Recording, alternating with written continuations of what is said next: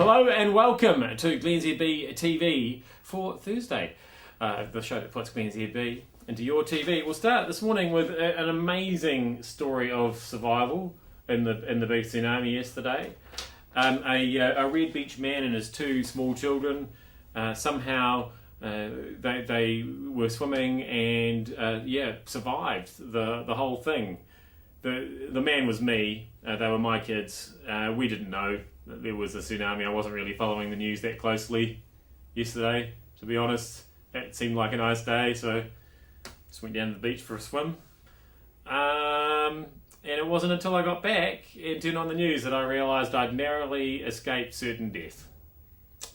So that all worked out well. There were quite a lot of other people down there narrowly escaping certain death as well. There was a moment of widespread panic at one point, which coincided with me removing my rash vest.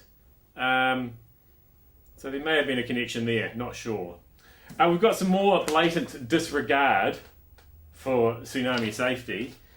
Here, you can see some people just randomly doing wacky stuff in the water in a place called, Waitangi.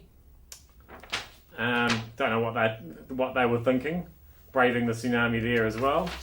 So I don't know, people are just, and especially me, are just not taking these things seriously enough.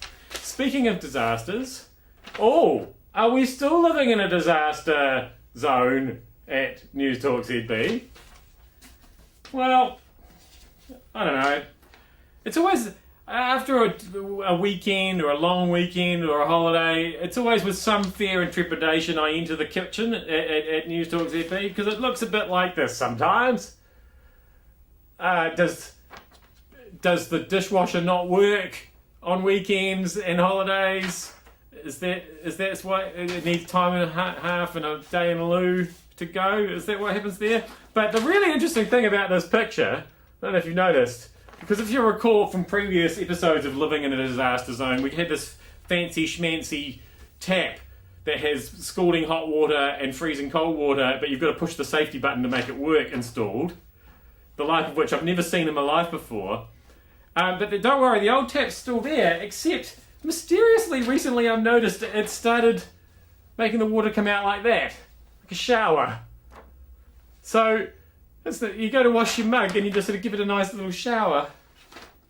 And I'm wondering if we could not have a loofah for the mug as well. Maybe some conditioning treatment for the mug. Don't know, maybe a mug scrub. It's all getting quite fancy in there, apart from the appalling mess and dodgy hygiene. We've got some major Monopoly news. Monopoly have ditched the iron counter in favour of a cat counter. This decision follows a month-long Facebook vote in which Monopoly enthusiasts were invited to cull one of the old guard counters and replace it with one that better reflected the interests of today's players. So if you don't know what I'm talking about, it's the iron counter there.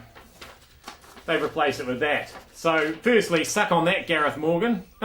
I noticed they didn't replace it with a native bird counter. Let me just check here. What were the choices? Toy robot, guitar, helicopter, diamond ring. I'm just trying to find... there's no mention of native birds in here at all. So, I wonder how good Gareth Morgan is at Monopoly. I would have thought quite good, but perhaps not. Anyway, that was glennzb TV for Thursday. Thank you so much for having me in your tally. Burn, damn you! Burn!